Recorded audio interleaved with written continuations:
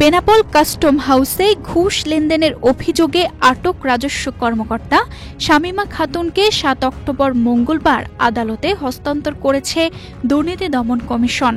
একই ঘটনায় তার সহযোগী বহিরাগত হাসিবকেও আদালতে পাঠানো হয়।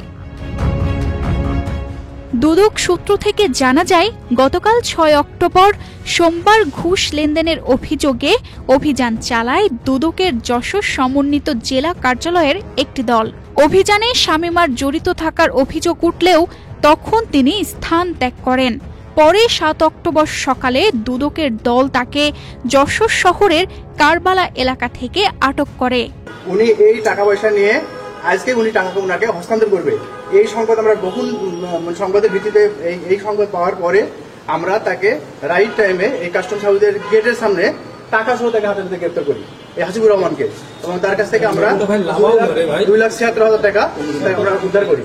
এবং এই টাকা যে এখানে এই টাকা লেনদেনের সঙ্গে সম্পৃক্ত ছিল বলে উনি জানিয়েছে এই রাজস্ব কর্মকর্তা শামীম আক্তার। একমাত্র স্মার্ট সিটি বসুন্ধরা, আধুনিকতায় এক ধাপ এগিয়ে। অভিযুক্ত রাজস্ব কর্মকর্তা শামীমা খাতুন জিজ্ঞাসাবাদে ঘুষ লেনদেনের বিষয়টি স্বীকার করেছেন। আটক শামীমা ও তার সহযোগী হাসিবকে আদালতে সোপর্দ করা হয়েছে বলে জানায় দুদকের যশোর কার্যালয়ের উপপরিচালক। উনি আমাদের জিজ্ঞাসাবাদের এক পর্যায়ে উনি স্বীকার করে যে হ্যাঁ, আমি এই ধরনের কথাবার্তা বলেছি এবং টাকাগুলো আমার কাছে দেওয়ার জন্য সে আনতেছিল। এই প্রেক্ষিতে আমরা এর পরবর্তীতে আমরা এখানকার যারা ঊর্ধ্বতন কর্মকর্তা আছেন ওনাদের উপস্থিতিতে, যেহেতু টাকাটা পাওয়া গেছে হাসিবুর রহমানের কাছে, সুতরাং আমরা তার কাছ থেকে এই টাকাটা আমরা জব্দ করেছি। মোবাইলগুলো ব্যবহার করছে, সেই মোবাইলগুলো আমরা জব্দ করেছি।